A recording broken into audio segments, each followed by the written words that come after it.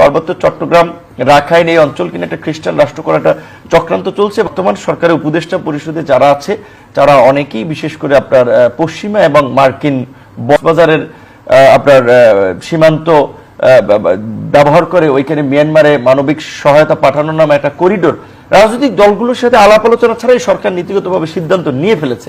এটা আমাদের জন্য কিন্তু একটা ভয়ঙ্কর বিপদের কারণ হবে এবং এটা এই এশিয়ার এটা আপনার এটা এইখানে যদি ওই করিডোর দেওয়া এটাকে কেন্দ্র করে যেটা আমরা শুনতেছি অনেকদিন ধরে এখানে এই পার্বত্য চট্টগ্রাম রাখাইন এই অঞ্চল কিনা একটা খ্রিস্টান রাষ্ট্র করাটা চক্রান্ত চলছে এবং ওই ইসরায়েলের মতো আরেকটা এশিয়ার মধ্যে বিশেষ করে এই ভিনদেশি মদতপুষ্ট একটা এলাকা বা একটা রাষ্ট্র তৈরি করার জন্য।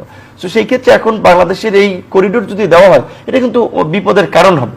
এবং ইতিমধ্যে আপনারা দেখেছেন আমরা খুব উদ্বিগ্ন হচ্ছি, চট্টগ্রামের বন্দর বাংলাদেশের সবচেয়ে হাইলাইটেড এবং সবচেয়ে ইম্পর্টেন্ট বন্দর চট্টগ্রাম বন্দর একটা দেশের গুরুত্বপূর্ণ জায়গা। আজকে যদি আপনার কোনো দেশের সাথে আজকে ভারত পাকিস্তানের সাথে যেভাবে সংঘাত থেকে যুদ্ধ লেগেই গেল, আমাদের যদি এই ধরনের কোনো একটা পরিস্থিতি তৈরি আমাদের একটা এই গুরুত্বপূর্ণ পোর্ট ইন্টারন্যাশনাল পোর্ট এটা যদি বন্ধ করে দেওয়া হয় বা পোর্টে যদি কোনো স্যাবোটাজ করা হয় তখন আমাদের দেশের ব্যবসা বাণিজ্য অনেক ক্ষেত্রে অচল হয়ে যাবে। সেই পোর্টকে আমরা দেখতে পাচ্ছি যে বিদেশিদের হাতে তুলে দেওয়া হচ্ছে, যদিও বলা হচ্ছে ডিপি ওয়ার্ল্ড আপনার দুবাই ভিত্তিক একটি কোম্পানি, প্রকৃত অর্থে এটা আপনার মার্কিন একটা বহুজাগতিক কোম্পানির একটা পার্ট। সো এই ক্ষেত্রে এই উদ্যোগগুলো আমাদের আছে যে ধরেন এইখানে নানান ধরনের ঘটনা ঘটছে, এর আড়ালে আবার ভেতরে ভেতরে কি ঘটনা ঘটছে এগুলো তো আমরা কিছু জানতেও পারি না। রাজনৈতিক সরকারকে জবাবদিহিতা করা যায়, তাদের বিরুদ্ধে আন্দোলন সংগ্রাম করা যায়, এখন আমরা কার বিরুদ্ধে আন্দোলন করবো?